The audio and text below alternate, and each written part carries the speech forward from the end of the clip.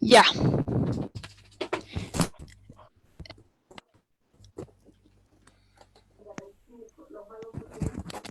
¿Ya estamos? Sí. Ya. sí, ya estamos. Bueno, entonces empecemos para no retrasarnos más, ahora que es 4:15. Mil disculpas por la tardanza. No se puede entrar por el link, sino por el código que dice en la imagen. Mil disculpas, son unos problemas técnicos que hemos tenido. Eh, y bueno, hemos decidido hacer este conversatorio con compañeras de la carrera de antropología. Eh, si bien somos egresadas todavía por la pandemia no podemos defender, entonces nos hemos atribuido la responsabilidad también, ¿no? De poder hacer algo desde nuestros espacios en ciencias sociales. Eh, a raíz de todo lo que ha pasado con George Floyd en Estados Unidos, en el seno del capitalismo, como una acción racista y clasista que nos indigna obviamente a todos, pero no solo nos indigna, sino que ha levantado y ha conseguido mucha respuesta, ¿no? Allá. Eh, y bueno, eso es muy curioso porque desde nuestros contextos latinoamericanos y más ahora los que estamos aquí desde Sudamérica, vivimos contextos similares, ¿no? Si bien Estados Unidos es un país imperialista, tenemos algunas como consecuencias, ¿no? Aquí en nuestros países, Chile, por ejemplo, Brasil, todo lo que ha venido pasando también en Bolivia, que es muy complejo, muy sui generis, pero podemos ver, ¿no? Ciertas repercusiones.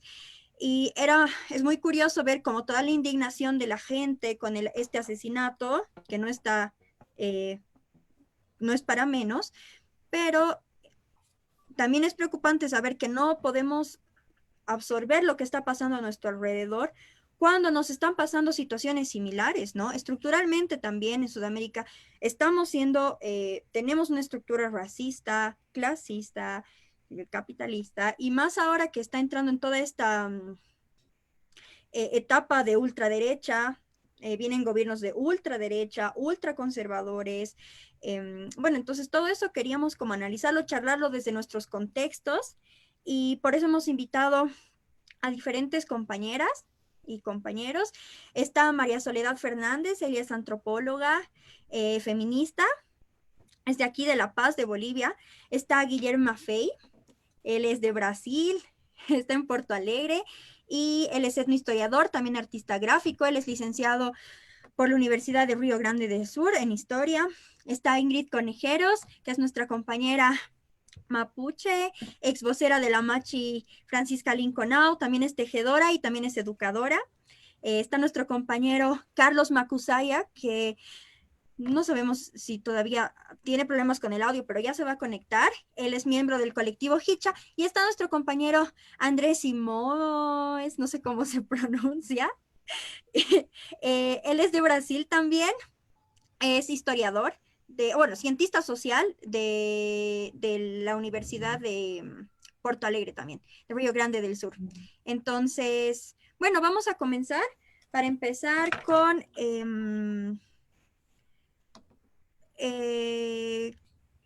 Guillermo. Sí, perdón, tenía que ver el programa. Vamos a empezar con Guillermo para ver cómo empezar desde los contextos y nada, gracias por unirse. Los que estén por Facebook está bien porque está difícil conectarse a Zoom.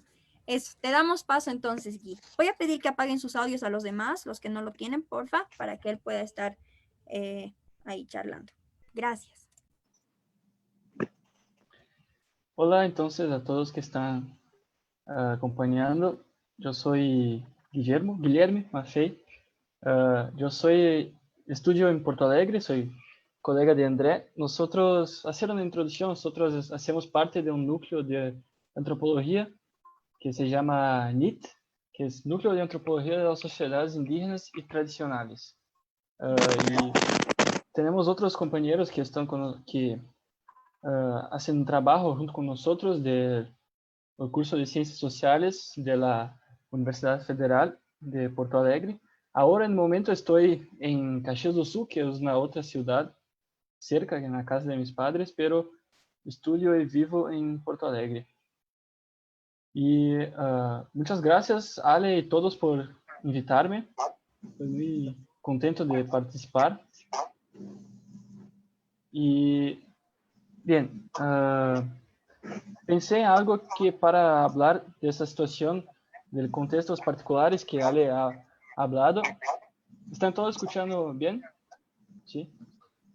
Que algo que también es muy particular que está pasando ahora, que tiene a ver con la pandemia del coronavirus, que como es el motivo de estarmos todos en la internet y no juntos en algún lugar, pero vamos a hacer lo bueno con lo que está pasando, sí. Y escogí hablar del racismo institucional, que por una definición del sitio Geledes, que es una organización de mujeres negras de acá de Brasil, que el racismo institucional es tratamiento diferenciado entre razas dentro de organizaciones, compañías, grupos, asociaciones y otras instituciones. Y para completar eso, es un fracaso de las instituciones y organizaciones para proporcionar un servicio profesional y apropiado a las personas por su color, cultura, origen racial o étnico. Entonces, a partir de eso, yo pienso para la asistencia de salud para los pueblos indígenas, que ya en tiempos que se puede decir normales, así, son más frágiles y tienen menos asistencia de salud. Es con una lucha muy importante de los pueblos indígenas de Brasil por los servicios de salud de calidad acá. Y entonces eso es mucho más importante ahora en tiempos de pandemia, como es un virus que se espalha muy fácil y puede causar muchos problemas, especial para personas que no tienen mucha inmunidad o, por ejemplo, como pueblos aislados en la Amazonía. Y la falta de compromiso de las autoridades para proporcionar atención médica de calidad es una forma de racismo institucional que puede ser tan violenta como una agresión directa, porque y también causa muertes que podrían ser fácilmente evitadas con una atención especial para la salud indígena, que es distinta de la salud de la población branca acá en Brasil, o no tan branca, en las ciudades. Son casos específicos. La contagem, yo tengo dados directos de la pandemia, como yo puedo mandar un link después con todas las informaciones que estoy pasando. No voy a hablar ahora para no gastar el tiempo, después mando los links. Que según esa información, como 5.000 indígenas están afectados en la región del Amazonas.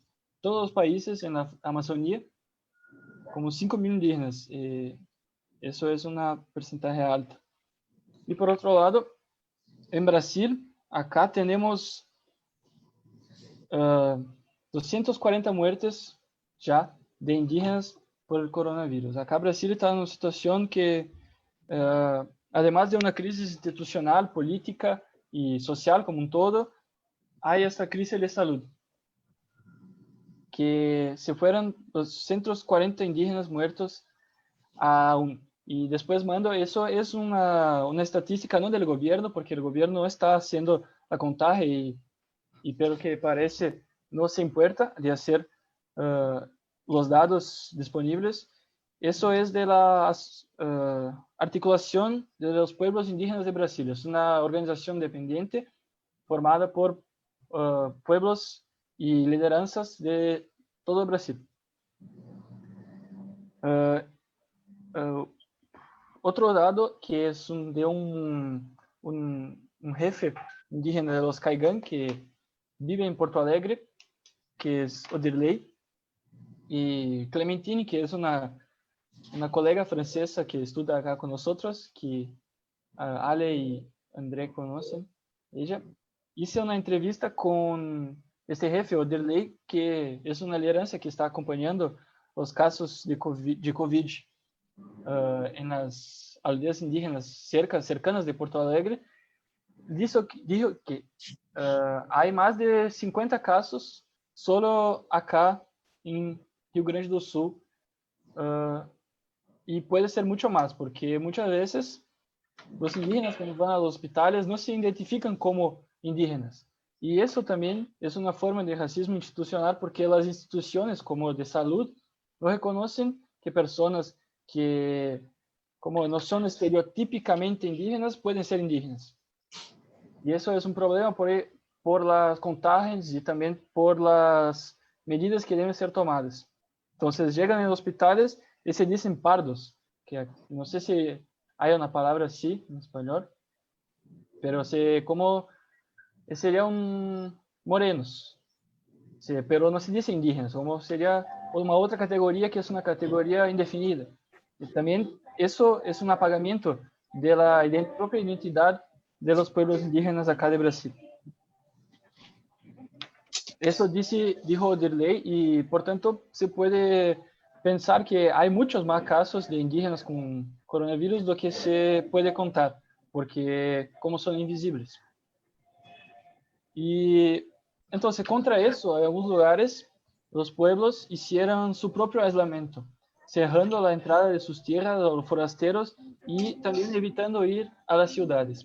Pero ahí hay otros dos problemas, porque ¿cómo van a conseguir alimento y dinero y cosas básicas para su existencia si no pueden se movimentar? Porque hay muchas tierras indígenas, especialmente acá en sur de Brasil, que son muy pequeñas. Y hay un ejemplo que yo quiero decir que Clementín también nos contó semana pasada, creo, que de la tierra indígena de Candoya, que yo visité con André año pasado, y es una tierra muy pequeña, como 2 hectáreas, y viven más de 100 familias. Entonces es mucha gente para poca tierra. Entonces, y también no tiene como colectar sus alimentos, no tiene como planta como algunos alimentos, pocas cosas, pero no hay tierra suficiente para plantar alimento para todos ellos. Entonces, tienen que salir de sus aldeas y trabajar para, generalmente en condiciones de subempleo, que eso es una condición muy complicada porque los subempleos no tienen ni seguridad y ni a veces ni dignidad para el trabajo. Uno de esos subempleos es los frigoríficos, que son como instituciones que hacen carne. Entonces son lugares muy fríos, son lugares cerrados, lugares a veces con condiciones de salud muy complicadas. Y acá en el sur de Brasil, en muchas de esas instituciones hay tido muchos casos de coronavirus, como se infecta una persona, un trabajador, y se van muchos. Y los pueblos indígenas tienen que salir a trabajar, conseguir dinero y alimento, y después vuelven a sus aldeas, y es un problema muy serio. En la tierra indígena de Candoya, del pueblo Caigang, que es un pueblo que vive en Planalto, acá del sur de Brasil, donde estoy ahora, en su territorio ancestral. La doctora que está atendiendo a las personas es conocida pelas mujeres de la comunidad como carnicera, porque no tiene respeto por ellas y hace muy mala y a veces hace cirugías sin la anestesia o sin esperar. Entonces, no tiene una postura médica ética para nadie y aún también se junta con el racismo institucional, porque muchas veces esos médicos van a atender en lugares como remotos y aldeas y piensan que si van a hacer malo, no, nadie va a ver. Entonces, es más un caso. Y esa doctora está tratando a los indígenas Caigang que tiene casos de COVID en esa pequeña aldea con mucha gente, entonces muchos problemas juntos, y él está dándoles la hidroxicloroquina, que es un medicamento pesado, que tiene efectos colaterales y que no tiene eficacia comprobada. Se están haciendo los estudios y algunas personas dicen que es como nada y otras dicen que hace más malo. Pero el presidente Bolsonaro tiene la hidroxicloroquina como una cura milagrosa, así, como si fuera a resolver todos los problemas de la pandemia, todos los problemas que hay en Brasil, que son muchos, y a veces es difícil mantenerse bien acá, porque todo el día tenemos noticias malas y, en fin. La hidroxicloroquina es la bandera del presidente y esta doctora está introduciendo a los indígenas que quizá no sepan lo que es. Por otro lado, hay otras situaciones que son aún peores de racismo institucional, como la tierra indígena de los Yanomami, que es un pueblo en la frontera con la Venezuela, el extremo norte de Brasil, como muy lejos de acá, pero que es una gran tierra que fue contactada, los pueblos fueron contactados recientemente, como a partir de los años 60, y antes vivían en sus casas en medio de la floresta, así como su modo de vida tradicional, pero sufrieron mucho desde entonces, y ahora, en medio de la crisis del coronavirus, hay 20.000 mineros ilegales que están invadiendo su tierra indígena. Y no solo destruyendo los ríos, la tierra, el bosque, sino también llevando la enfermedad a un pueblo especialmente vulnerable, porque aún hay comunidades que no fueron contactadas y entonces tienen su inmunidad muy baja. Eso también es por parte del gobierno que no toma medidas cabíveis, entonces que se dejan entrar y llevar la pandemia para dentro de esta tierra indígena en la Amazonía. Por el caso de los Yanomami, hay un liderazgo espiritual muy importante que ha escrito un libro, que es un libro sensacional, con el antropólogo francés Bruce Albert, que trabajó muchos años, como 20 años, con David Copenaua. Quizás ya escucharon de eso. Es un libro que ha causado muy impacto en la comunidad antropológica y también a personas que prestan atención para los indígenas, que se llama A Queda do Céu. Es en español la caída del cielo, que habla mucho de las que David Copenaua llama los humos de la epidemia. En la lengua Yanomami sería el chawara, que traen los blancos. Y eso es Alderasca pasó por eso en su vida y tuve muchos conocidos y familiares que murieron de las epidemias como que la gripe, la varíola también, cosas que acá no morimos más, pero los Yanomami sí. Entonces, es un punto de vista muy interesante y un punto de vista indígena sobre las enfermedades de la sociedad industrial y cómo afectan esos pueblos en sus lugares. Otro ejemplo que es un ejemplo pequeño, pero que sirve para decir muchas otras situaciones que muchas veces son invisibles y que pasan y nosotros no vemos. Los Caiganga acá en los Rio Grande do Sul tuvieron muchas relaciones distintas con el Estado. En el siglo XIX, una lideranza llamado Cacique Doble trabajaba para el Estado como cazador de otros indígenas, entonces era una relación complicada. Pero a un punto que el gobernador Julio de Castillos, que es muy famoso para nosotros que vivimos acá, presentó a este cacique con ropas como agradecimiento por sus servicios. Pero estas ropas habían sido usadas por soldados que murieron de viruela. Entonces, no fueron lá y mataron a las personas, pero crearon condiciones para que murieran lo mismo. Y así murió el cacique y muchos de sus seguidores. Entonces, eso es un ejemplo de cómo el Estado tiene muchas maneras de provocar el racismo institucional y provocar el genocidio al fin. Que hay situaciones que no hay otra palabra que no sea esa. En este sentido, así, para finalizar, que ya está quedando oscuro acá, las medidas más interesantes son las que escuché del cacique que hablé antes, que se llama Ordirley, es de acá de Porto Alegre.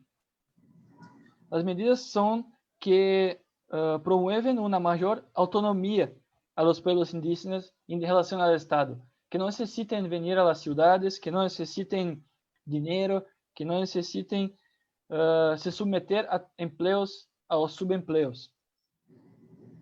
Lamentablemente, en este mundo de ahora no es posible evitar completamente este contacto, por lo que es esencial que el Estado revise su posición y que la lucha contra el racismo institucional sea una política permanente y que nosotros pudimos trabajar en esto, que sabemos que no va a ser de un día para el otro, sino de una hora para la otra, que va a cambiar la posición del Estado, especialmente el Estado brasileño, que es uno de los más racistas del mundo, pero especialmente ahora. Pero esto que son los dos caminos que veo, como la autonomía de los pueblos indígenas y el cambio del Estado en este sentido. Y creo que las luchas que están decorriendo de este momento pueden llevar a un cambio del Estado, pero no del Estado como está ahora, pero quizá las mentalidades en un futuro pueden ser cambiadas. Eso es lo que espero. Y creo que era lo que tenía para hablar. Muchas gracias. Gracias, Gui. Muchas gracias. Es súper importante porque no estamos hablando de cualquier contexto represivo, ¿no? Sino que además se suba la pandemia. Entonces, creo que es como de una época muy especial para justo analizar y demás, ¿no? Y posicionarse también. Gracias, Gui. Ahora vamos con María Soledad Fernández, antropóloga feminista de Bolivia. Gracias, Ale. Haciendo honor al título que nos ha reunido, que es una lectura desde Sudamérica, me he dado la tarea de ver cuáles son las lecturas que son distintas, ¿no? ¿Por qué nosotros, qué tipo de racismo se ejerce, cuáles son los tipos de violencia? Entonces, me gustaría hacer algunas consideraciones previas. Primero, Bolivia ha sido, ideológicamente se la considera que al igual que el resto de Sudamérica, dice, tenemos un racismo de data colonial, ¿no? Sin embargo, tenemos que recordar que el racismo tiene una raíz moderna que es innegable, ¿no? Y durante la colonia, los trabajos que hemos realizado aquí, vemos que las distintas categorías que se utilizaban, por ejemplo, indio, yanacona, cacique, etcétera, no tenían una connotación de tipo racial, tenían una connotación de tipo tributario, ¿ya? Entonces, al hablar de esta connotación de tipo tributario, ya marcamos una diferencia. Para el siglo XIX, los trabajos de Rosana Barragán, de 1800, que están en 1881 y que se hacen alrededor del censo, hablan precisamente de una categoría racial que se ocupa, que tiene que ver con el blanco, el mestizo, el indígena o indio, ¿no? Para esa época. Sin embargo, ella nota que el mestizo era un nivel tributante que se había instaurado, que se hacía mucho más visible, y que si bien podía ser entendido como una categoría racial, tenía un puente mucho más cercano a una categoría de tipo ocupacional. Es decir, por ejemplo, ella menciona que en el caso de un zapatero, ese zapatero era considerado mestizo, solo por el hecho de ser zapatero, aunque su raíz, o sea, físicamente podría ser considerado indígena. Lo mismo habla de algunos agricultores blancos que eran entendidos dentro del gobierno como si fueran indígenas, aunque físicamente podían ser blancos. Entonces, esta forma de hablar de la clasificación jerárquica de las ocupaciones y el lenguaje que utiliza nos hace pensar que estamos hablando específicamente de lecturas bastante distintas y bien específicas para la región, ¿no? Estas lecturas de la esfera pública relacionadas con quienes participan en plataformas de poder y economía, ¿ya? Entonces estamos hablando de un trabajo de un concepto que podría ser entendido como una metamorfosis del racismo que se da aquí en Bolivia, ¿no? Que para tiempos contemporáneos se da mucho más temprano de lo que se va a dar en las esferas norteamericanas. ¿Qué quiero decir con esto? En primer lugar, el racismo es entendido como un racismo sin razas, que es fruto de migraciones, de procesos de globalización, mestizaje, etcétera, y que está centrado ya no en las diferencias biológicas heredadas, ¿no? Que son el nudo del racismo que nosotros podemos ver en Norteamérica, ¿no? Sino estamos viendo un racismo que está centrado en la irreductibilidad de las diferencias culturales, ¿no? La incompatibilidad de las formas de vida. Y lo que ya algunos autores como Bolívar han llamado este racismo diferencialista, ¿no? En este caso, estas lecturas que hacemos deberían tener en cuenta que las fronteras conceptuales entre racismo y etnocentrismo están cada vez más diluidas, ¿no? Y prácticamente están mucho más fundidas a otro tipo de discriminaciones. Entonces estamos viendo, en este caso, un entronque primario que tiene que ver con una categoría racial unida a una categoría del poder. Esto no es novedoso, pero va a ser fundante para la forma en que nosotros como bolivianos estamos entendiendo el racismo. Ahora, el racismo entrelazado con poder se refleja en la capacidad de un grupo de formular una ideología para legitimar, ¿no? Llama la atención de la necesidad de pensar el racismo en términos locales, donde raza no debe ser necesariamente leída sin ser obligatoriamente interseccionada por ideología y accesos del poder, desde nuestro principio de nuestras lecturas. Así, hay tres ideas que me gustaría compartir. Primero, dentro del discurso racista que ejercemos aquí, el poder se ejerce epistemológicamente en las prácticas relacionales de nombrar y evaluar al otro, que es lo que hacemos, ¿no? Ya que ambas actividades permiten la clasificación de los individuos y nosotros caracterizamos el racismo con atribuir roles pasivos. La segunda tiene que ver con las consecuencias sociopolíticas de esta forma de nombrar y la idea es considerar a nuestros otros como endémicamente inferiores, pero esta inferioridad basada específicamente en su carencia de poder, ¿no? No estamos hablando de una inferioridad que tenga raíces, que se pueda unir con nuestras características físicas, sino con las carencias de acceso al poder que tenga. Y tercera, cuando un grupo impone una concepción del mundo que contiene estos elementos racistas, como lo que nosotros hacemos, la sociedad en cuestión se divide automáticamente en lo que nosotros consideramos grupos mayoritarios y grupos minoritarios. De ahí este discurso tan extendido de quiénes son mayoría, quiénes son minoría y cómo vamos negociando constantemente, ¿no? Para poder aterrizar un poco estas concepciones que yo veo que son como específicas de la situación en Bolivia, me gustaría traer el ejemplo del 24 de mayo del 2008, que es en la ciudad de Sucre, que es prácticamente fundante para nosotros. A raíz de lo que ocurrió este día, nosotros estatalmente se ha creado la ley 045, que es la ley contra todo tipo de discriminación, la ley del racismo, ¿no? Cortamente, un grupo de campesinos es obligado a marchar semidesnudo y luego arrodillarse para versar el suelo o la bandera de Sucre en algunos casos, y todo esto pasa frente a la Casa de la Libertad, que es un edificio histórico aquí en la capital.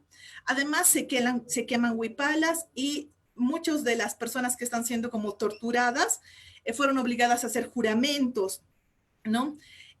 A favor renegando de las banderas históricas como la huipala.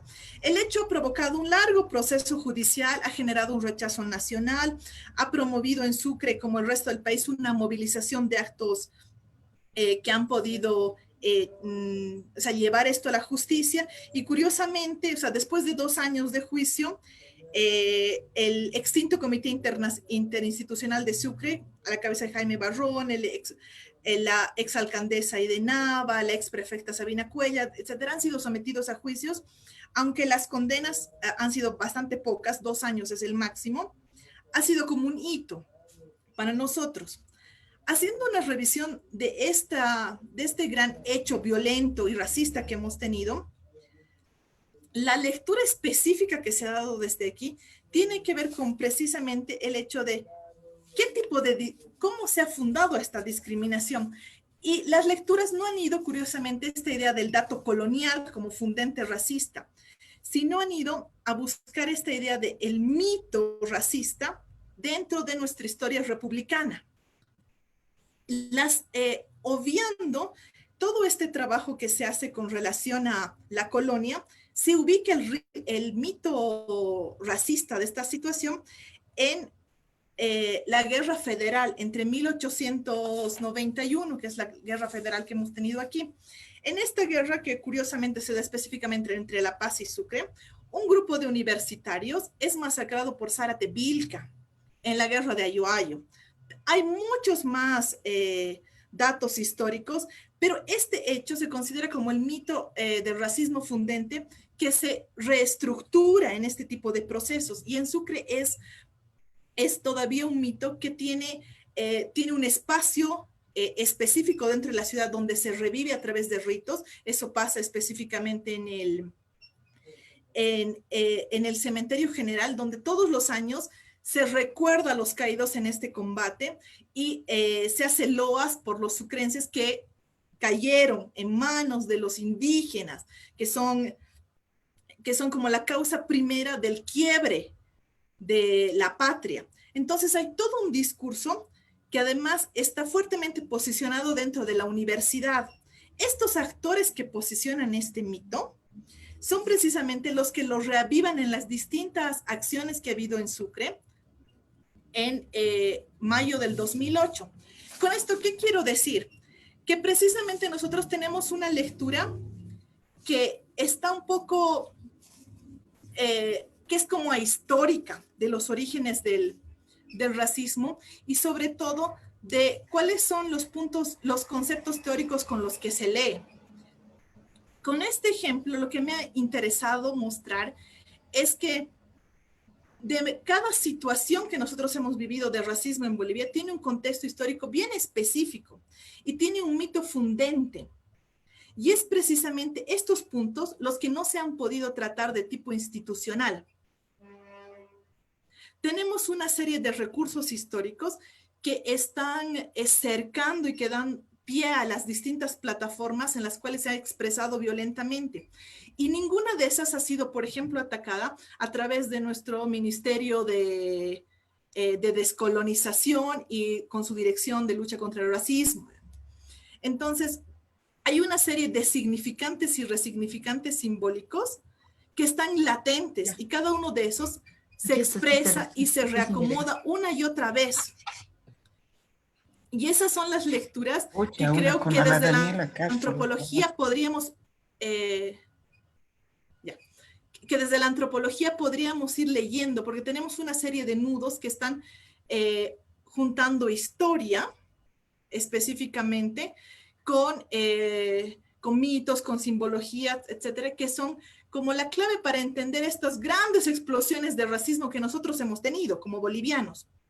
Entonces las lecturas son un poco más complejas de ver simplemente el hecho y la expresión grande de violencia, ¿no? Sino tratar de ver dónde están estos nudos históricos.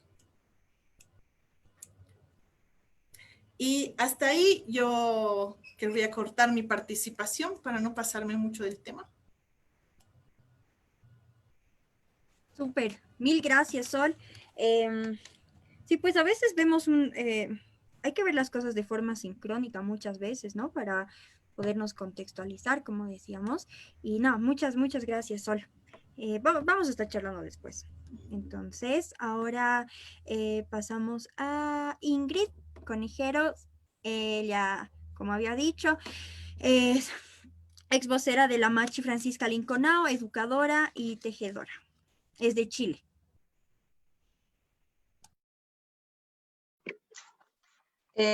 Mari Pulamiem, Mari Buenui,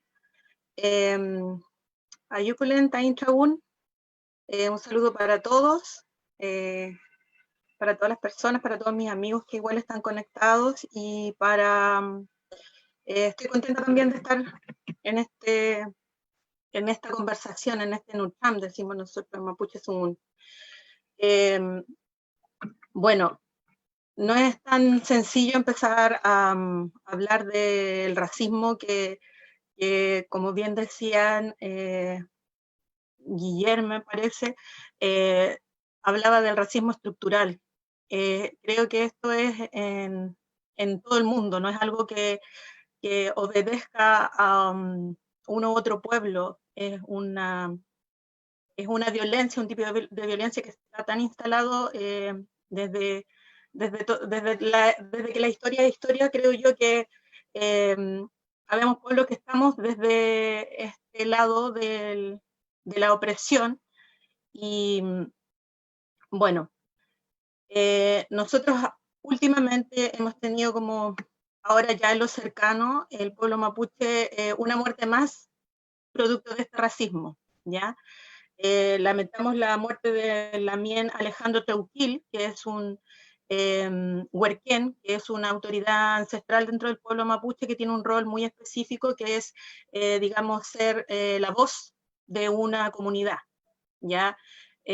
Aquí hay nuevamente, se repite la historia que lamentablemente hemos vivido por mucho tiempo, que es el racismo de Estado, en su máxima expresión, en donde hay muertes que están predeterminadas, por decirlo de alguna forma, ¿ya? Que son objetivos claros desde la política institucional, desde la política estatal, es ir en contra del movimiento mapuche, de la fuerza de un pueblo, por una restitución territorial, y ocupan su brazo armado, que es la policía, Carabineros de Chile.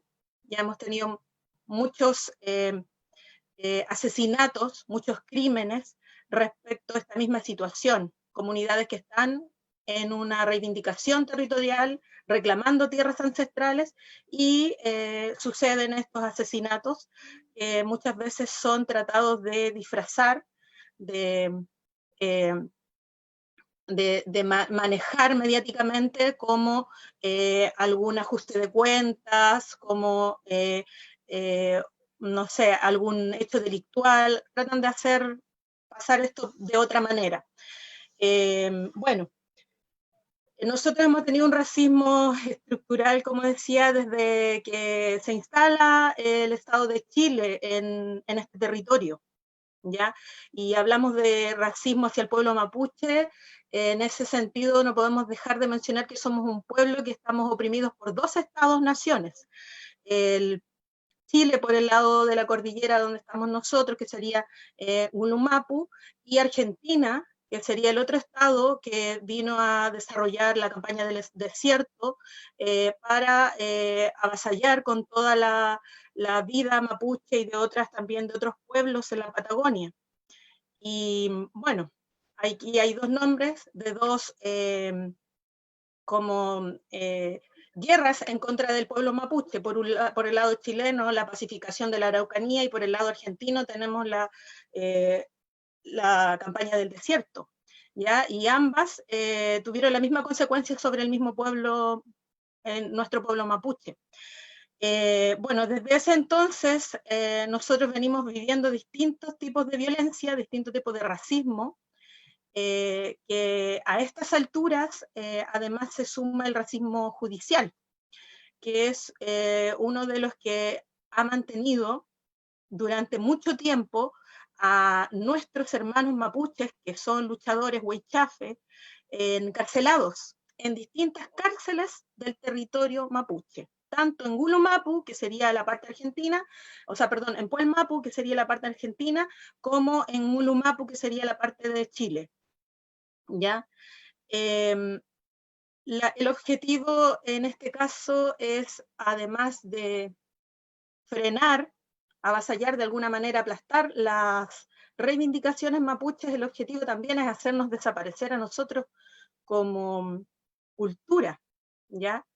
en algún tiempo nos negaron. En algún tiempo, hace muy poco, la historia que yo estudié, por ejemplo, en la escuela, nosotros como mapuches éramos, habitábamos, existíamos, vivíamos, comíamos, nos vestíamos. No había una vida en nuestra, no estábamos vivos en ese entonces.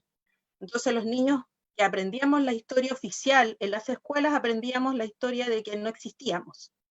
Pero sí teníamos familia en el campo, teníamos celebraciones mapuches, teníamos toda nuestra vida mapuche ahí, latente, pero omitida desde la historia oficial.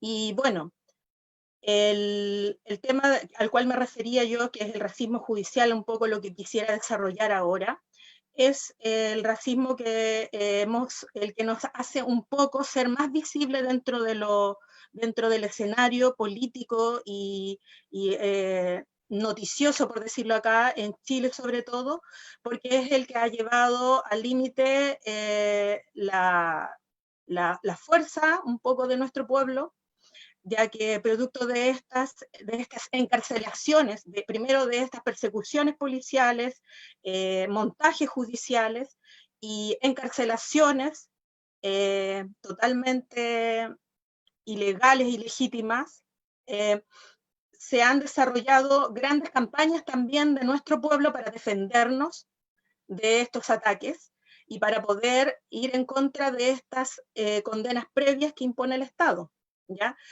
Tú mencionabas un poco de lo que yo había como pasado por ahí en un rol que tuve de huarquén también, que fue hacer huarquén de la Machi Francisca Linconao, lo que en castellano sería vocera.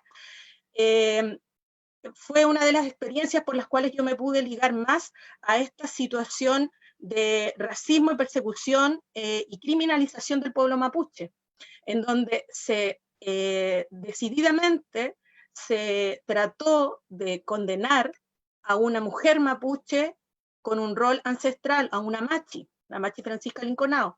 Y a través de esta experiencia personal, yo pude corroborar todo esto que siempre, desde que yo crecí muy pequeña, he venido viviendo, que es el reclamo por justicia, el reclamo por encarcelaciones injustas, sin pruebas, con montaje, y también el reclamo por el asesinato de los hermanos mapuches que se levantan a hacer sus reivindicaciones dentro de su territorio, a atreverse a tomarse los fundos, a tomarse los territorios que eran de sus abuelos y de sus bisabuelos, y aquí estamos todavía en esta misma situación que te acabo de escribir. O sea, pueden cambiar los personajes en este caso, pueden cambiar autoridades de uno u otro tipo, pero seguimos en un constante devenir de violencia hacia nuestro pueblo que no se acaba, porque no se acaba la fuerza del pueblo mapuche para seguir luchando en contra de este Estado que nos quiere de todas maneras quitar todo lo poco que nos va quedando. Nosotros estamos vivos todavía porque tuvimos un proceso de reducción. Nuestras comunidades todavía están reducidas, ¿ya? Mi familia, por ejemplo, vive en unas reducciones que se le llaman, que es lo que el Estado dejó para el pueblo mapuche, quitándole todo el resto y dejándoselo a los colonos. ¿Ya? Acá también hay mucha todavía racismo desde el colono, desde el alemán, del suizo, del francés que llegó acá, que son los ricos y los poderosos en este territorio. Y nosotros seguimos viviendo el racismo por ser mapuches y por ser todavía los que defendemos esta vida mapuche, ¿ya? Y ahí hay distintos ejemplos que seguramente pueden haber llegado a hacer noticia también hace muy poco. Tenemos a nuestras hermanas hortaliceras, que son también que se dedican a cultivar aún la tierra, el huerto, en reducidas escalas, porque el mapuche no tiene latifundio, ¿ya? Son muy pocas las comunidades que tienen extensiones de tierra vastas, la mayoría tiene 1 o 2 hectáreas, que es una sobrevivencia en el campo, y ellas han tenido un conflicto que muestra y grafica súper bien el racismo en este territorio. Ellas tienen un conflicto directo con el alcalde de Temuco, ¿ya? la ciudad en la que yo vivo, Temuco, es una de las ciudades más grandes al sur de Chile y está como en el centro del territorio mapuche. Aquí a esta ciudad convergen otras pequeñas ciudades, es como un centro cívico, y también hay una gran actividad de intercambio y comercio. Aquí todavía llegan personas mapuches de distintos territorios a vender, a comprar, a comercializar sus productos, y no todos, o muy pocos diría yo, tienen la garantía de tener un espacio determinado. La mayoría somos personas que tenemos que acceder a esta compra y venta fuera de lo regular, fuera de la normativa. Entonces hay mucha venta ambulante. Y las hortaliceras son mujeres mapuches que toda la vida, desde que esta ciudad se fundó, han venido a vender sus hortalizas. Y siempre lo han hecho, en distintos puntos de la ciudad. Pero resulta que el alcalde, que es el alcalde de apellido Becker, familia de alemanes, ¿ya? Y alemanes que llegaron también en esta oleada de inmigrantes que vino a establecerse respecto a una oferta que levantó el Estado de Chile para ocupar el territorio mapuche, ¿ya? Después de esta usurpación, luego del genocidio y la usurpación hacia el pueblo mapuche, traen a esta gente y el alcalde vendría siendo bisnieto de un colono que llegó desde Alemania a ocupar territorio que el Estado le entregó, ¿ya? Bueno, de alguna forma ellos siguieron ganando y ganando más espacio, haciéndose de más tierras. Hay muchos relatos ahí que hablan de la forma en la cual hacían pasar hambre al mapuche para después, por trabajo, por harina o por alimentos básicos, se les iba pidiendo, haciendo pagar con tierra, ¿ya? Hay muchas historias ahí que están escritas, que hay harto antecedente histórico que habla de esto, y también de la corrida de cercos, que era otra estrategia que se iba utilizando para ir arrinconando al pueblo mapuche a las tierras menos productivas, que son los cerros. La mayoría de las comunidades no están en la tierra plana y llana, que es la mejor para sembrar y mantener animales. La mayoría del pueblo mapuche está en reducciones, en cerros, en lomas, en quebradas, en los lugares donde ellos consideraban que tenía menos valor la tierra, ¿ya? Entonces, bueno, desarrollando la historia de las hortaliceras, hasta el día de hoy ellas no pueden vender sus hortalizas tranquilamente porque el alcalde las desaloja continuamente con la fuerza policial. Entonces, ellas representan como el último bastión de la economía mapuche libre, autónoma, donde además de ser sus cultivos, donde no pasan intermediarios, venden orgánicos, venden cosas sanas, semillas que están siendo cuidadas, porque son guardadoras de semilla también. Entonces ellas representan y tienen un valor increíble para el pueblo mapuche, incluso para mucha gente que no es mapuche y que entiende el valor de estos alimentos orgánicos que están vendiendo. Pero el alcalde ha hecho una campaña, diría yo, en contra de ellas, y lo único que quiere es no ver a estas mujeres vendiendo en el centro de Temuco. Y lo hace una y otra vez, y no hay fuerza que haya podido encontrar esto sigue ocurriendo. Ahora, en contexto del COVID, de la pandemia, ellas no han podido hacerlo porque también existe el temor de enfermarse, se ha puesto mucho miedo, se ha infundido mucho miedo respecto a esto. Entonces hay muchas que son mayores, que ya tienen 70 años y más, y no vienen a venderlo, pero también están en una situación bien compleja económica, porque no pueden mantener a sus familias. Ese es el sustento que ellas tienen. Si ellas nos venden un día, ese día no tienen ingresos familiares.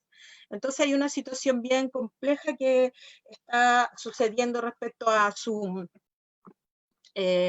a la situación puntual de ella, y no solamente de ella, sino que de muchas familias de todo el territorio, que se mantienen a través del comercio de verduras y hortalizas, papas y otras cosas que cultivan, ¿ya? Entonces, hay muchos aspectos por los cuales podríamos hablar harto respecto al racismo, Yo quería señalar un poco también que hay una cosa bien importante que pasó el año pasado en el estallido social que hubo acá en Chile, en 18 de octubre precisamente, en donde dentro de todas las manifestaciones se levantaron principalmente banderas mapuches. No sé si ustedes pudieron apreciarlo, pero eso fue algo que a nosotros como mapuche nos llamó la atención y al mismo pueblo chileno, que no se identifica con nosotros, les llamó la atención.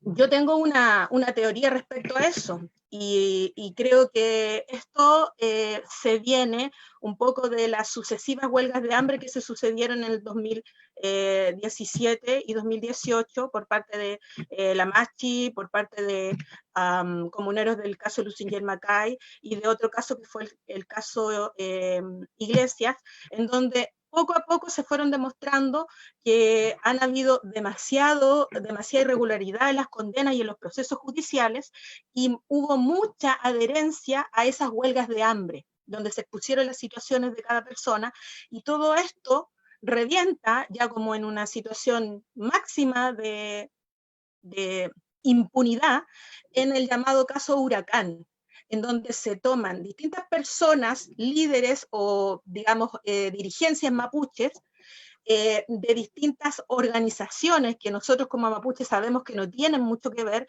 pero es la idea de esta operación Huracán era descabezar distintas organizaciones, criminalizándolas y culpándolas de una serie de hechos que acá se denominan terroristas y que son procesados por una ley antiterrorista, que es la ley que dejó el dictador Pinochet, que era para perseguir a los opositores del régimen y que hasta el día de hoy sigue funcionando acá en el territorio chileno, pero aplicada al pueblo mapuche principalmente.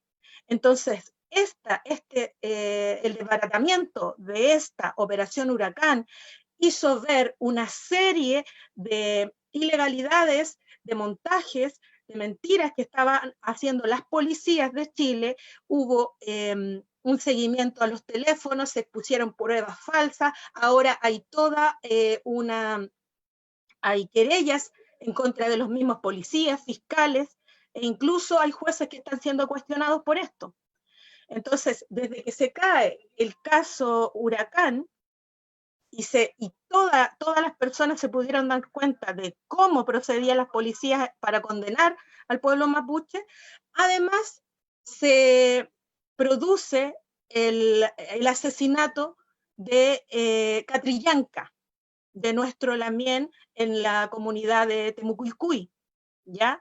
Y este asesinato, que fue por la espalda mientras él manejaba su tractor en el campo, por un grupo especializado para reprimir al mapuche acá, que es el llamado, se me olvidó el nombre, pero es un grupo como el GOPE de operaciones especiales. Entonces, cuando se ve hasta con un video cómo fue la muerte de nuestro hermano asesinado, y quedan en evidencia también el procedimiento inhumano, racista, totalmente fuera de la legalidad, mucha gente se puede decir que despertó a nuestra realidad. Mucha gente empezó a decir, mira, esto pasa, esto que venimos denunciando durante décadas, sí pasa, es cierto, aquí están matando al mapuche. Entonces, queda en duda todos los procesos anteriores, se viene un poco a revertir el discurso racista que era generalizado en Chile, porque Chile siempre reconoce al pueblo mapuche, pero sí el racismo existe a todo nivel, a nivel educativo, a nivel de salud, a nivel judicial, a nivel de toda índole. Entonces, esta serie de hitos de los últimos 3 o 4 o 5 años han expuesto la realidad mapuche, la realidad que siempre ha sido tergiversada por los medios de comunicación, porque acá tenemos unos medios de comunicación que realmente se dedican a hacer campaña para el gobierno y en contra de las personas que están, digamos, yendo en contra de los gobiernos neoliberales. que son todos, la mayoría de los que hemos tenido acá en Chile el último tiempo, porque podríamos decir que Piñera, el gobierno de Piñera ha sido notablemente fascista, pero los anteriores, incluso el de Bachelet, que ahora está en un cargo en ONU, en una organización mundial, ella también, durante los gobiernos de ella, también hubo represión y asesinato. Matías Catrileo murió en el gobierno de Michelle Bachelet. Y ella nunca habló respecto al asesinato de Matías Catrileo, que fue un asesinato de un policía y fue asesinado por la espalda, mientras él no estaba armado. Entonces, hay una serie de personajes en uno y otro gobierno, los gobiernos de turno, que están al servicio de esta impunidad y a favor del racismo hacia nosotros como pueblo mapuche. Eso, no sé si fue mucho.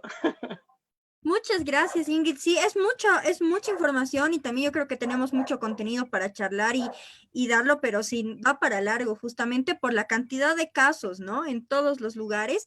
Y me hacía recuerdo a lo que dices, cuando estábamos en la universidad todavía con la Dani, teníamos una materia de etnología americana y teníamos una lectura que era justamente sobre territorio mapuche y las reducciones de Pinochet, ¿no? Y que contaba, claro, cómo con la llegada de la colonia, habían ciertas torturas al pueblo mapuche, como el corte de dedos y otras cosas atroces, ¿no? Que leíamos y nosotras no. Pero bueno, no estamos muy lejos. Ahora, sí, claro, 500 años después, no, sigue siendo claro, obviamente con estas formas, ¿no?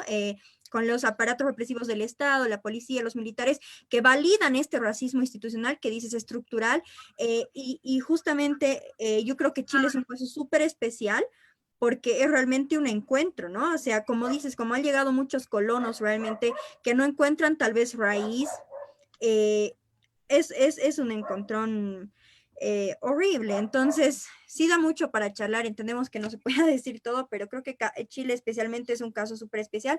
Y bueno, ya vamos entrando un poco también en lo que es la discusión de lo que ha sucedido aquí en Bolivia, que claro, todos decían como, las revueltas está pasando en toda Latinoamérica. Sin embargo, Bolivia, Brasil, Chile tienen contextos tan diferentes que no eran las mismas movidas. O sea, la movida que estaba pasando aquí era completamente diferente a la movida que estaba pasando en Chile, ¿no? Que a diferencia era anticapitalista, con todas estas reivindicaciones, como tú dices, bueno, que ya tienen estos casos específicos, pero bueno, ahora vamos con André. André, que es cientista social de la Universidad de Porto Alegre, está ahí en Brasil, le damos paso. Bueno, agradezco el convite de Ale. Perdón el portuñol, pero bueno, yo pretendo hablar un poco sobre lo impacto, en cierta medida, lo impacto que las movilizaciones en Estados Unidos têm ocasionado en la población negra, la comunidad negra en Brasil. Bueno, porque este tema particularmente me veio mucho a cabeza porque um novo processo me parece que pode estar a iniciar não só em Brasil, como em todo o planeta, particularmente na América Latina, pode ter uma importância bastante grande nesse sentido. As movilizações ano passado em Chile, Peru, Colômbia, Equador, demonstram, em certa medida, um novo processo político que está a iniciar em todo o planeta, que, em certa medida, foi paralisado pela crise de Covid-19, mas que mesmo diante da crise da pandemia,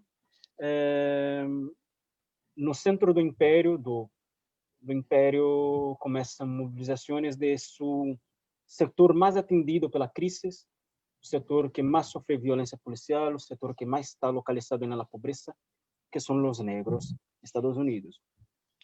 Bueno, eu quero iniciar primeiro com uma nota teórica, que é uma tentativa de um autor que eu estou bastante nos últimos dois anos bastante influenciado, que é o sociólogo peruano Aníbal Quijano. Todos os entendimentos sobre a crise, particularmente sobre raça e racismo, e sua compreensão sobre raça e racismo na América Latina. Aníbal Quijano, ele utiliza um conceito, muitos devem conhecer, um conceito que é a colonialidade do poder, né? Para tentar interpretar a forma como se estruturou o capitalismo na América Latina e que, em certa medida, é o que possibilitou ao capitalismo se tornar um modelo de padrão, padrão de exploração, padrão de dominação, padrão de exploração global. Este padrão surgido teve importância, uma grande importância la colonização da América Latina, la colonização também da África, mas a colonização da América Latina, a conquista, a violência sistemática, mas isto se dá base a um conceito, uma ideia nova, que não existia, que não era utilizada, que foi habilmente articulada, que é a ideia de raça. A ideia de raça, ela é um dos fundamentos, se podemos dizer, da modernidade capitalista. Não é possível pensar em modernidade capitalista sem a ideia de raça, sem a ideia de que distintos pueblos em distintos locais geográficos são denominados através de uma diferenciação arbitrária, é verdade, de raça. Na América Latina, centralmente, todos foram abarcados sobre uma identidade indígenas, com suas especificidades, de acordo com cada país. A forma da colonização em Brasil é distinta de Bolívia, de Argentina, pero há uma relação que é muito parecida, que é esta questão da ideia de raça e da homogeneidade dos pueblos indígenas. Da mesma forma, a racialização de um pueblo africano a partir da ideia de negro, preto, que justificava a exploração, a opressão, a esclavitud, o sequestro, a destruição do conjunto de relações históricas que esses pueblos tinham, que foram trazidos para as Américas para serem mão de obra, para acumulação de capital.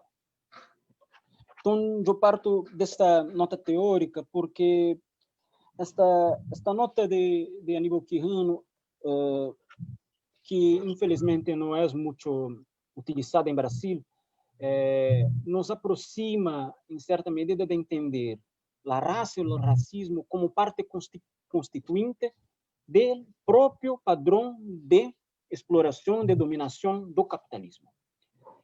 Este padrão, esse complexo ideológico da raça e do racismo, ele fundamenta não apenas a violência policial, que é fortíssima, particularmente em Brasil, pero o controle do trabalho, a subjetividade, e isto por outros intelectuais é trabalhado, por exemplo, Frantz Fanon, que trabalha um pouco sobre a subjetividade do negro, né, do colonizado, particularmente ele analisa Antilhas e posteriormente a Argélia, pero que é possível, em certa medida, globalizar, pelo menos para os pueblos negros do mundo, os pueblos afro. Portanto, essa racialização, retornando, essa racialização, ela é crucial para o nascimento do capitalismo, ela é crucial para um padrão que permanece apesar da colonização. A colonização pode diretamente acabar, ainda que nós sabemos que no seu profundo, não? Pero la colonialidad de la que abarcar, la colonialidad del poder, este concepto de Aníbal, busca dar uma proximidade de los contextos de continuidade do racismo e da dominação sobre os corpos, sobre as mentes, sobre o trabalho, sobre a subjetividade. Essa classificação ela se articula, obviamente, com gênero, sexualidade, classe, e isso traz uma nova forma de dominação. Por que eu queria fazer esta nota teórica? Primeiro, porque um dos aspectos desta teoria de Aníbal é a possibilidade de interpretação sobre como o controle de subjetividade ele impacta no contexto brasileiro na não possibilidade ou na não engajamento da comunidade negra. Por quê?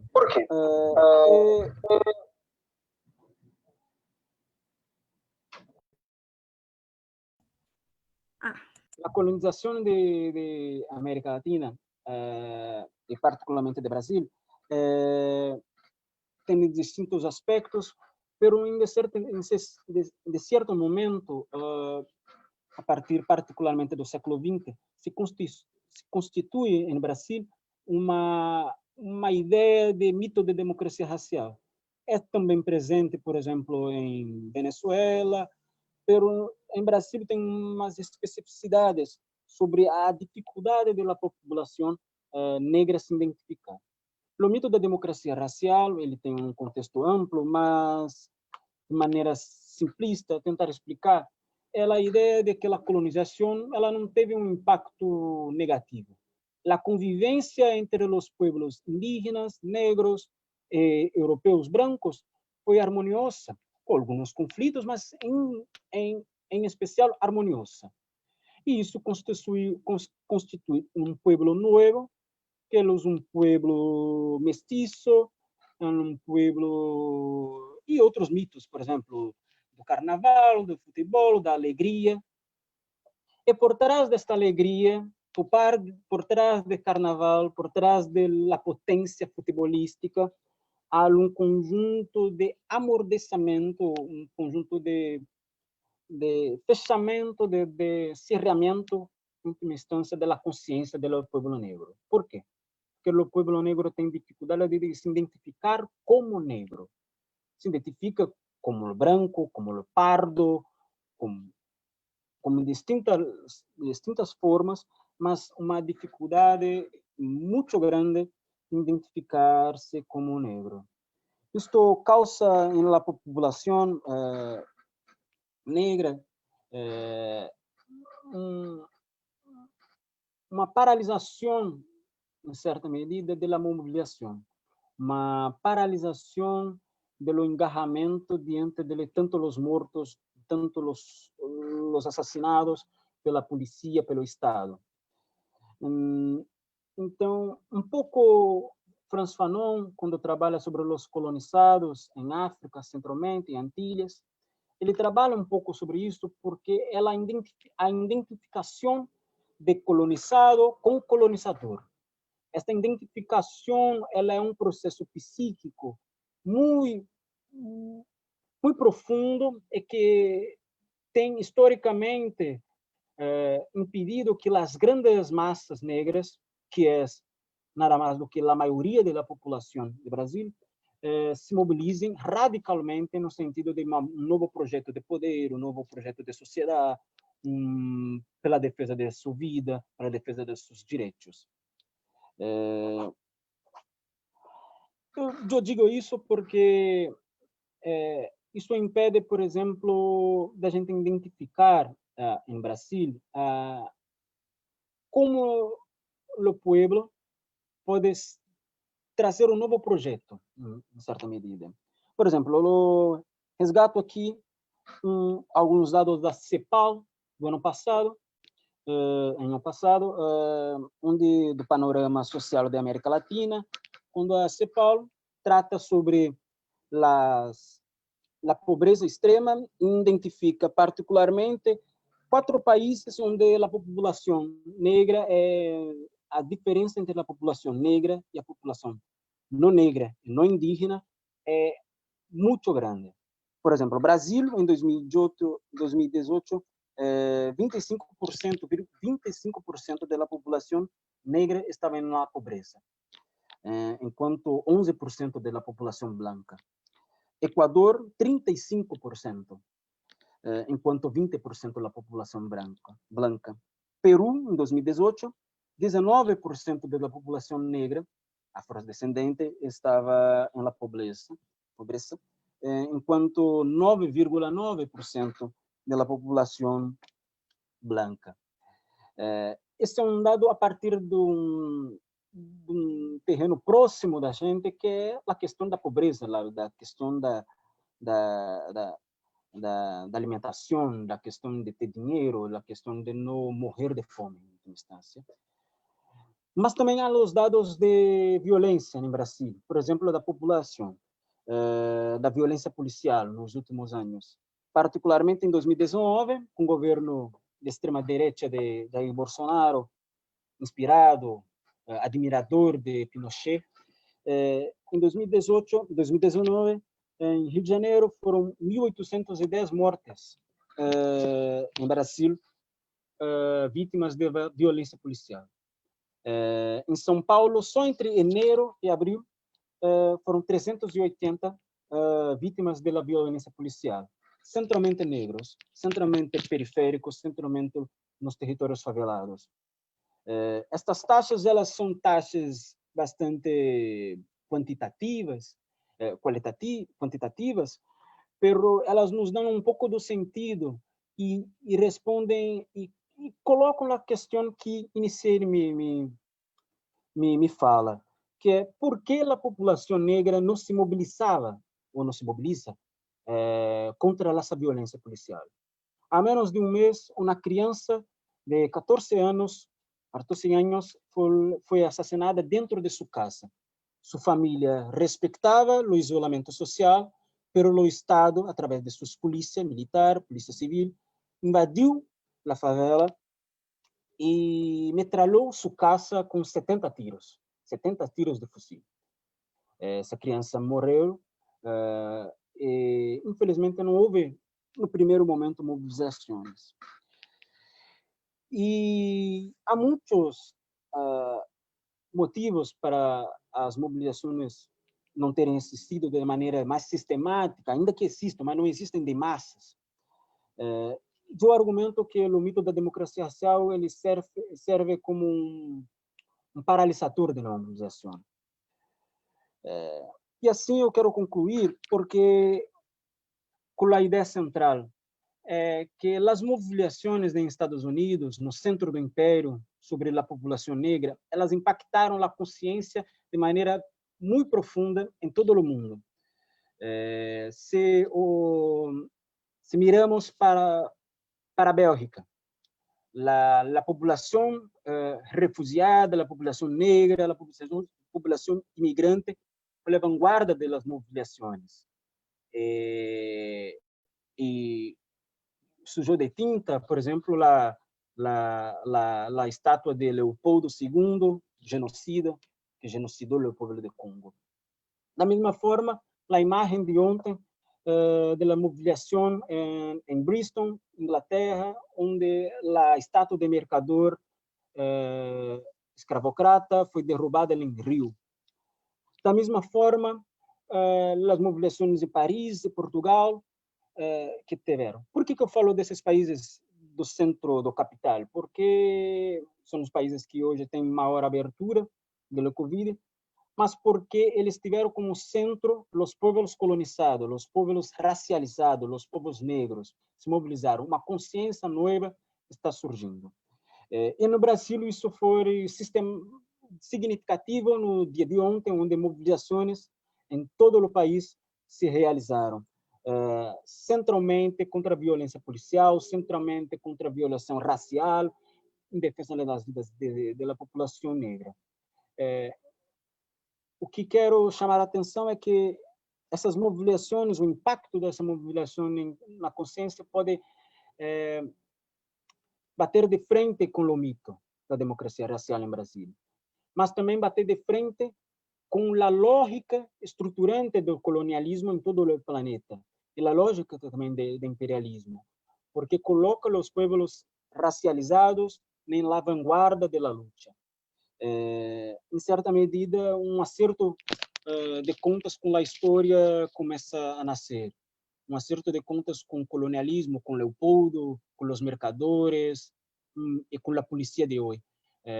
Acerto de contas com a história e para nós este novo momento será de grande valia, passando o Covid, centralmente, provavelmente grandes mobilizações em toda a América Latina com os povos negros indígenas na frente serão bastante grandes, bastante importantes no sentido de produzir um novo consenso, uma nova perspectiva, uma nova postura que de fato enfrenta o imperialismo, o colonialismo, a colonialidade e o capitalismo.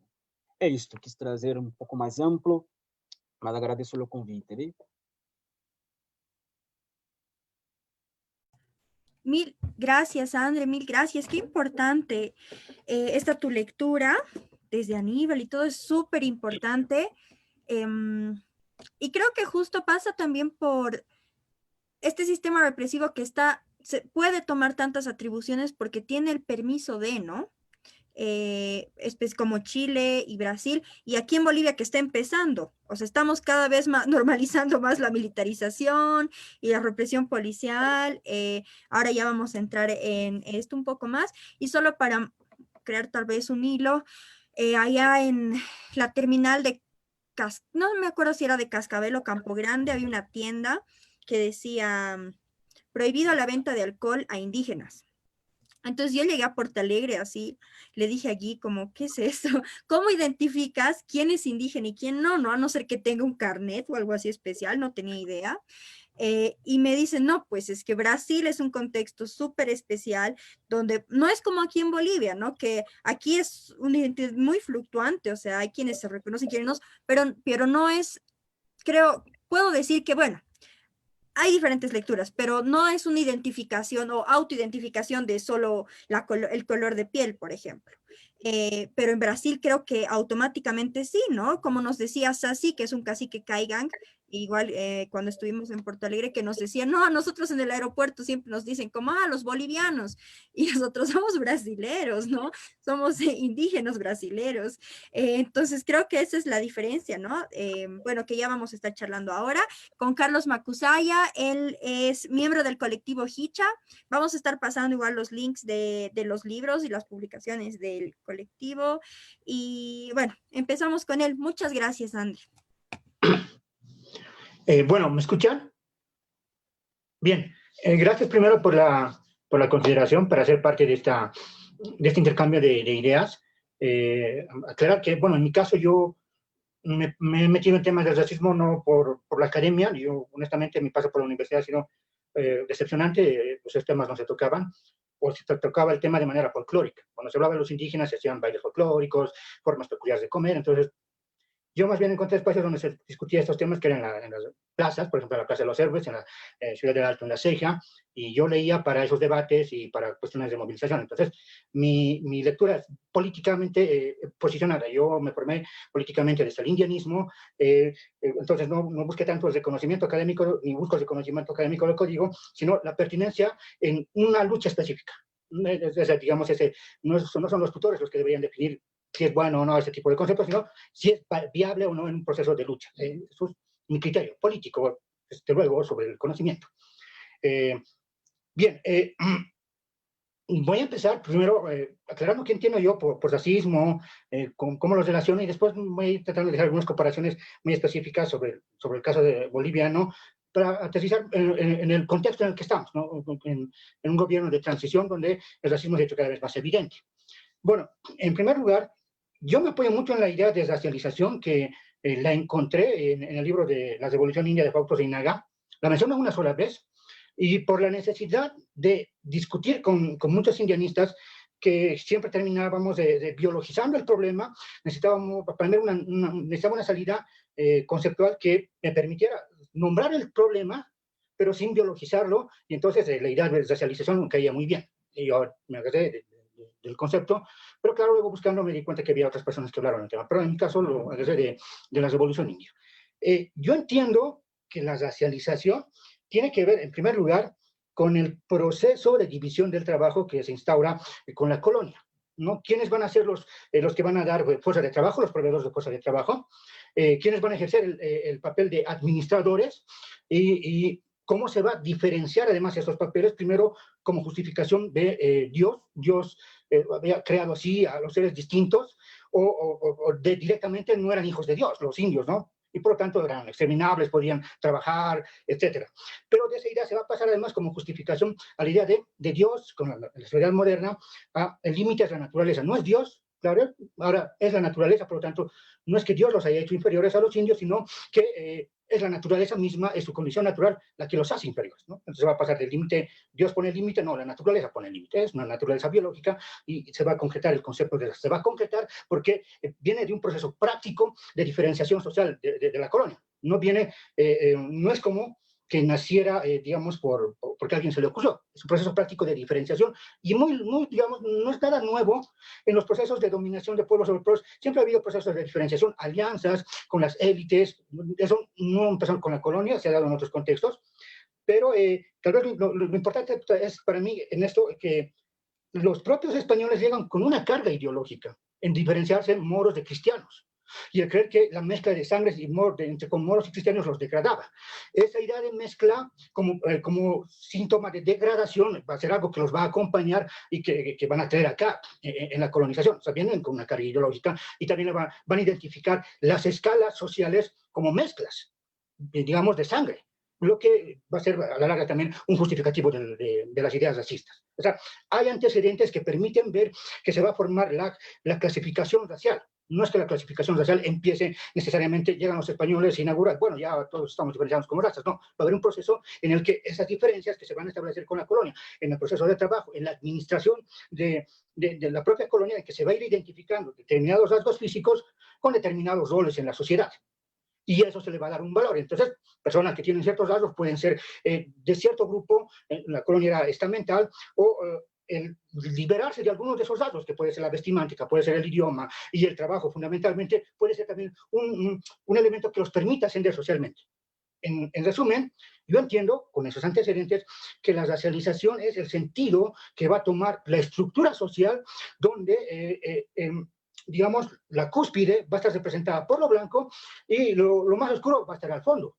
Y en el caso de Bolivia, eso va a ser lo indio, no es que no haya habido población afro, pero digamos, lo más, el grueso de la población racializada como inferior era los indios. También entiendo que la racialización está en ambos lados, ¿no? O sea, racializar como superior biológicamente o racializar como inferior. O sea, está implícita la noción de inferioridad y superioridad. Y que es muy variable según las circunstancias. Uno puede pasar a ser inferiorizado como, digamos, indio de mierda, o puede ser alguien que inferioriza y trata a alguien como indio de mierda. Puede darse las situaciones que se llaman racismo invertido. A mí me parece medio tonto la idea, porque es como la gente que se siente discriminada dice, no, pero si eso es racismo invertido, que los indios también son discriminadores. Es como la idea de que, ¿cómo es posible que estos indios nos discriminen si son indios? O sea, son inferiores, ni siquiera podrían discriminarlos, no son iguales a nosotros. Y muchas personas que han sufrido el racismo, incluso pueden ejercer el racismo en un sentido de orgullo. Me atreví a discriminar a un blanco, me puse de tú a tú, y eso es muy significativo, porque el racismo se ejerce no de un tú a tú, y el tratar de ponerse de un tú a tú significa que hay una diferencia social, a la que se le da un atributo de diferencia biológico, natural, racial. Bueno, eso en general. Sin embargo, también podemos ver que, bueno, me interesa que quede claro que la racialización es tal vez el sentido que adquiere el orden. Y dentro de ese orden, las tensiones que se pueden dar, el violar los espacios que corresponderían a las razas, es lo que se castiga con el gesto racista. Es el intento de poner en su lugar a las personas consideradas inferiores. Entonces, a mí siempre me llama la atención que los buenos indígenas son los que viven alejados de la ciudad, y a eso se los defiende. Pero digamos, los salteños son los indios de mierda, porque se atrevieron a invadir lo que no les correspondía, la ciudad, ¿no? Entonces, ahí también hay una clasificación sobre los propios sujetos racializados como inferiores, como también quiénes serían más auténticos y quiénes serían menos auténticos. Es una especie de requisito de virginidad cultural. Entre tu cultura es pura, por lo tanto, eres un buen indígena, porque además no estás afectando mi situación de poder, estás lejos, vives huyendo de la civilización moderna, que es un mito, porque muchas comunidades huyen de contacto, entre comillas, de la civilización moderna, no porque sea una alternativa cultural, por la experiencia de sometimiento. Si hubiera otro tipo de relación, seguramente no tendrían por qué huir. No es una defensa de la cultura por sí misma, es una relación de sometimiento que los ha obligado a tomar esa alternativa. Por eso para mí me parece más pertinente no defender que los indígenas vivan aislados. Habría que cambiar los términos de la relación y a ver si ahí sí quieren vivir aislados, ¿no? Eso por una parte.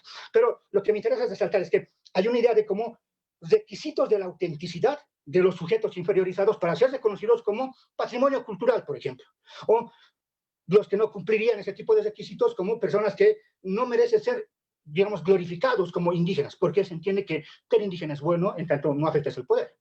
Pero en tanto pones en cuestionamiento, sea de un sector, individuo, un espacio laboral, termina siendo tú alguien que puede ocupar el puesto que antes otra persona de otro origen no había ocupado, entonces eres un indio de mierda. No eres un buen indígena. Pero eso en general. De todas maneras, me interesa resaltar que la racialización en general responde al orden de dominación colonial. Digamos, eso lo mencionaron hace un momento. Pero de todas maneras va cambiando. Yo pienso que, como van las cosas, en algún momento la gente va a querer volverse amarilla, porque ahora el capitalismo está tornándose chino. Y entonces los fenotipos, los rasgos del poder ya no son necesariamente blancos. A la larga, posiblemente ya estemos en una disputa simbólica más clara. Si hoy día, por ejemplo, yo suelo poner el ejemplo, si hoy día en La Paz hacer tratamientos de belleza, de piel, blanquearse la piel, vender cremas blanqueadoras, es algo relacionado a ascender socialmente, porque si tienes la piel más clara, tendrías más posibilidades de ascender socialmente. No hubiera sido así, siendo tal vez grosero, pero jugando con la historia, si los africanos hubieran conquistado el Nuevo Mundo, pues no, blanquearse la piel no hubiera sido el estereotipo de belleza, nadie hubiera querido ser blancón, no se hubiera visto eso bueno. Hubieran querido oscurecer la piel y parecerse a los rasgos afros en general. Pero lo que sucedió fue que grupos con rasgos, digamos, que hoy día llamamos blancos, los que dominaron, y desde entonces se impuso ese tipo de estereotipo. Evidentemente esto va a ir cambiando en su forma de funcionar en contextos específicos, pero en general esto funciona en el mundo. Porque una persona, como pasó hace poco, como el exministro, si no me equivoco, Vázquez, en Bolivia, un exministro, dijo que él no cumplía los requisitos para ser del MAS porque tenía ojos verdes y era blanco. Una persona como él seguramente en Bolivia puede ser tratada como blanco en la idea que no se parece mucho, digamos, a personas con ciertos rasgos físicos que pueden ser considerados indígenas. Pero una persona como ese señor podría ser no considerado blanco en Europa, por ejemplo, y podría ser tratado de sudaca. Yo prefiero pensar esto a nivel global, ¿no? Porque está conectado con los problemas en el mundo. Claro, lo vimos específicamente, pero en el mundo hay ese orden racializado, no es una cuestión local. Pero hay las maneras específicas en que funciona localmente. Bueno, eso en general. Me interesa un poco resaltar algo que me llamó la atención a mí con lo que pasó en Estados Unidos, con el caso de George Floyd, cosas que a veces sirven para diferenciar cómo funcionan los racismos. Por ejemplo, en Bolivia la policía, y especialmente los cargos más bajos, son ocupados por gente considerada de origen indígena, ¿no? Son ocupados, tienen la piel morena, son bajitos, etc. Y en cambio, una persona de piel clara, que podría aquí ser considerada blanca, puede ejercer violencia sobre ese policía, puede no hacerle caso, puede botarle la multa, la sanción, o sea, puede faltarle el respeto a la ley. Aquí se habla mucho del respeto a la ley, los baritas usan mucho eso. No pasa eso en Estados Unidos, porque generalmente es la relación entre el negro con el policía blanco. Ahí hay una diferencia muy importante. En Bolivia, algunas personas me decían, ¿no?, que conocí del extranjero, les llamaba la atención que en Bolivia, para ellos los policías eran indígenas, pero eran los más racistas. Eso les llamaba la atención. Bueno, esto muestra que, para mí me interesa eso porque muestra que hay diferentes maneras en que funciona. En Estados Unidos hay una clara diferenciación entre decir quiénes son negros, quiénes son blancos.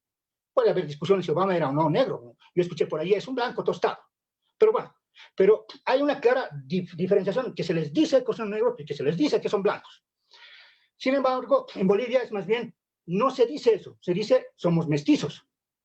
Pero puede haber un mestizo más aindiado, que se parece más a Atahualpa, o uno más, digamos, más blanco, que se parece más a Pizarro. Hay como una gradación, y en ese sentido uno podría pasar de ser tratado de indio en un espacio, y en otro espacio podría ser tratado como blanco. Digamos, la manera en que se han construido las identidades, en ese sentido sí es distinta. En Bolivia, la idea era construir una idea de unidad, unidad nacional, unidad de comunidad imaginada a partir de la idea de mezcla racial, que supone, por lo tanto, la existencia de razas. En cambio, en Estados Unidos, es la unidad de diferenciar a las poblaciones racialmente. Incluso hay pruebas. Escupen en unas 7 pruebas, serie de pruebas, para ver cuánto grado tiene de sangre nativa o no. Existe, o sea, hay un carácter muy específico, muy explícito de la diferenciación racializada en Estados Unidos, y en Bolivia, más bien, hay una especie de mimetización en el discurso del mestizaje. Me parece aquí una cosa muy importante aclarar. Por lo menos, no digo desde mi punto de vista, esto muchos lo tienen claro, pero vale la pena mencionarlo.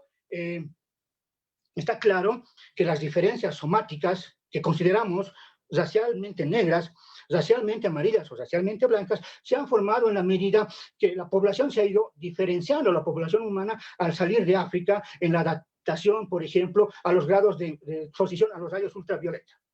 De hecho, no hay originarios de América, no hay originarios de Europa, somos originarios de África, nos guste o no nos guste. La humanidad es originaria de África. Pero el ser originarios de África no nos va a permitir entender, por lo tanto, cómo se han formado los estados, cuáles son las diferencias económicas. Quiero remarcar esto porque los debates sobre el racismo suelen acabar en Bolivia con la idea del mestizaje, en que todos los bolivianos seríamos iguales biológicamente. O sea, es la igualdad biológica la que nos conferiría, digamos, igualdad en tanto mezcla racial, sujetos mezclados racialmente, y nos diferenciaría de la gente de afuera.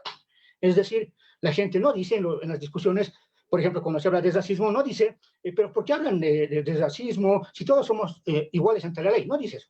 Lo que yo he escuchado por el grupo social del que yo procedo, yo vengo de estratos bajos, la gente dice, pero ¿por qué hablan de racismo si todos somos mestizos? Es decir, la condición de mezcla racial sería la condición que invalidaría el funcionamiento del racismo. O sea, de todas maneras, estás viendo el problema como si fuera un tema biológico.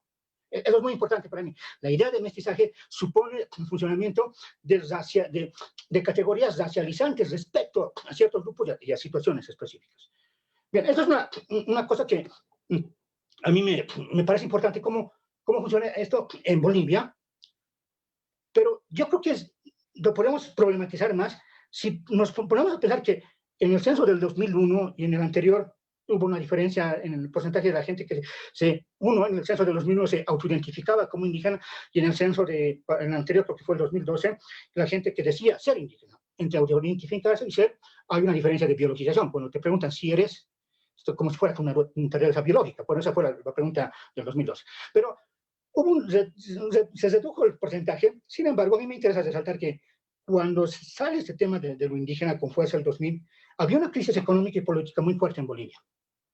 Y entonces, la afirmación de la identidad indígena a mí me da la impresión, se puede discutir, que tenía que ver con el señalamiento de limitaciones sobre ciertas poblaciones, ¿no? Del soy indígena era una manera de decir, soy de las personas que tienen pocas posibilidades de ascender socialmente, más que hacer una referencia a una condición biológico-natural. Me intentas quiero recalcar esto, porque yo pienso que desde ahí hay que entender el racismo, cómo se generan mecanismos para excluir a ciertas personas, limitar los procesos de movilidad social. Para ponerlo, no sé, como ejemplo, lo podemos ver cotidianamente. A mí siempre me ha llamado la atención, y yo recuerdo conversaciones con amigos. Tenemos, por una parte, que entre la población considerada o racializada como india, digamos, por sus rasgos físicos, o como lo decía el ministro, el señor Vázquez, que yo no me parezco a la mayoría de los bolivianos. Bueno, esa mayoría de los bolivianos suele hacer referencia a procesos de diferenciación sociales, pero les da atributo de diferenciación biológica. Decir, mi papá, por ejemplo, yo ya soy mestizo. ¿Por qué? Ya estoy en la escuela, ya estoy en la universidad, soy mestizo, y mi papá ya es indígena, yo ya no lo soy, porque asume que la condición de educación, que es un mecanismo de ascenso social, lo diferenciaría inclusive biológicamente de su padre. Yo lo he escuchado en muchas discusiones en las fiestas, en los barrios, donde esos amigos, por ejemplo, aspiraban a mejorar las razas. Era una de las discusiones. Tienes que casarte con una jailona para mejorar la raza. o con un jailón para mejorar. ¿Veis la idea de que estamos diferenciados biológicamente? Y si queremos ascender socialmente, tendríamos que mejorarlas. Se asocia procesos de mecanismos de ascenso social, educación, con alianzas matrimoniales, como si fueran condiciones biológicas para ascender socialmente. Eso está muy arraigado en la gente. Se ve, yo lo he escuchado desde muy niño. Bueno, luego lo fui entendiendo. Pero bueno, en general en Bolivia más o menos el racismo en términos muy generales se ve así. No es algo que uno pueda distinguir, estos son netamente indios, estos son netamente blancos. No funciona así.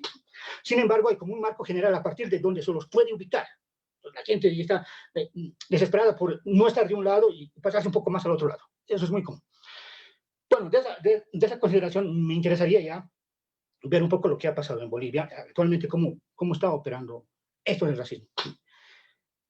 Es llamativo, primero, que para no tomar muchos antecedentes, en las elecciones que se anularon, en las que hasta el día de hoy no hay una investigación oficial sobre el tema, en las que se ha acusado de fraude,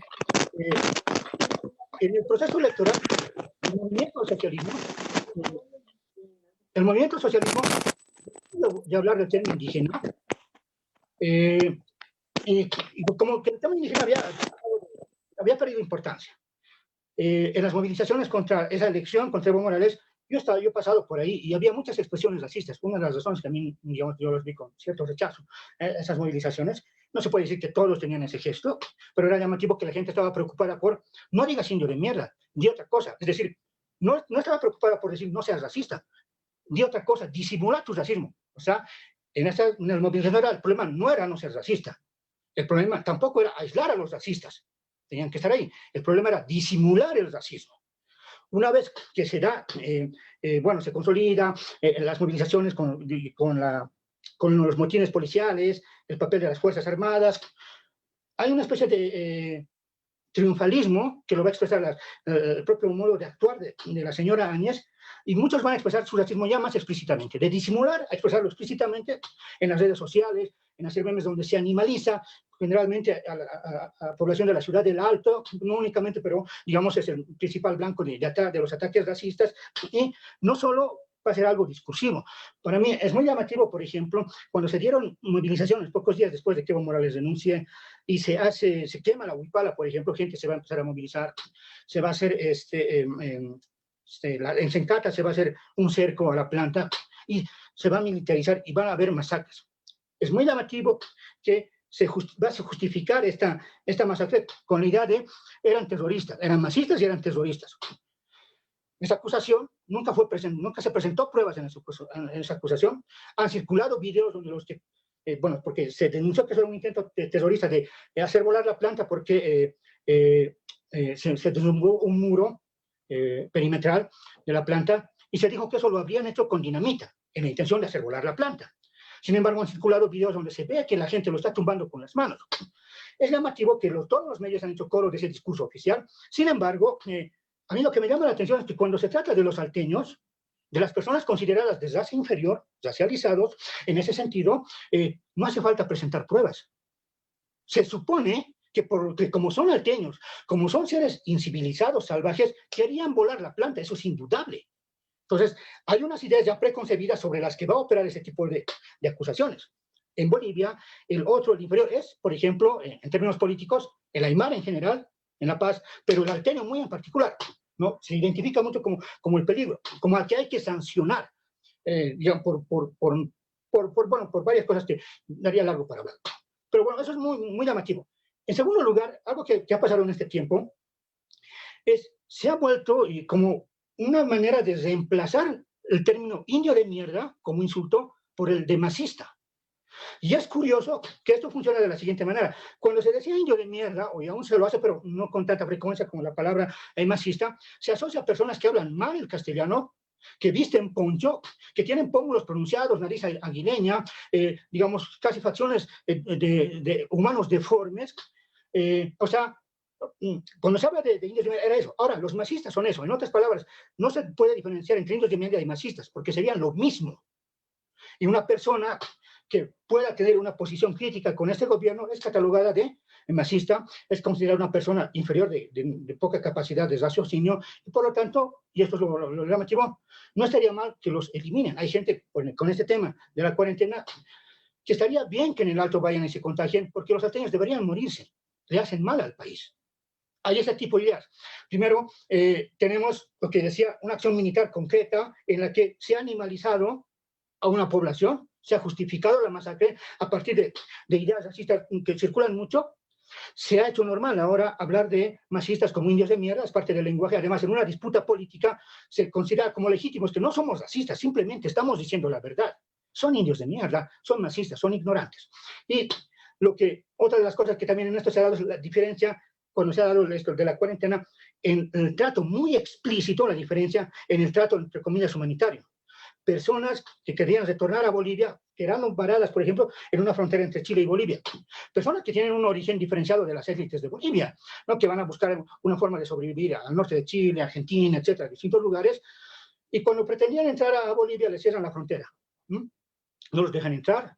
Ahí se ponen mil excusas, por ejemplo, que el Estado es pobre, Bolivia es un país pobre, y sin embargo se han financiado vuelos para bendecir, en Cochabamba, por ejemplo, para bendecir a la ciudad, para que no les afecte el coronavirus, vuelos de una Miss para festejar el cumpleaños de la hija de la presidenta.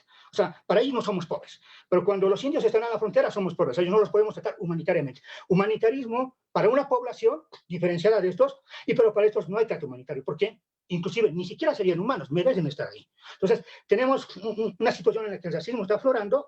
Yo me temo que en los siguientes meses, con esta disputa electoral que tenemos pendiente, yo soy de la idea de que no hemos salido de la crisis en Bolivia, desde que se dio la denuncia de Evo Morales al presidente, no hemos salido de la crisis no ha terminado, esa crisis no se ha resuelto, y en la medida en que esta se vaya a resolver, el tema del racismo va a ser un tema álgido, y hay que prestarle atención. Gracias. Muchas gracias, Carlos. Es harto contenido, justo no se podía ignorar lo que ha pasado con Sacaba, con Sencata, y como dices, es una crisis que está latente. El racismo, como dices, lo hemos visto. Es un disimulo, ¿no? El racismo, no todos son así. Por esos pocos que dicen indio de mierda, todos caemos. Sin embargo, en octubre llegaban cadenas de WhatsApp que, pero yo les voy a contar la experiencia para ir cerrando. Bueno, aquí en Bolivia, en octubre sí han empezado a llegar cadenas tipo de WhatsApp que decían, bueno, no cadenas, en un grupo que tenía de excompañeros del colegio, decían, hay que quemar, algo así como aunque sea triste, una cosa así, hay que enseñarle a golpes, porque es la única forma en la que estos indios aprendan.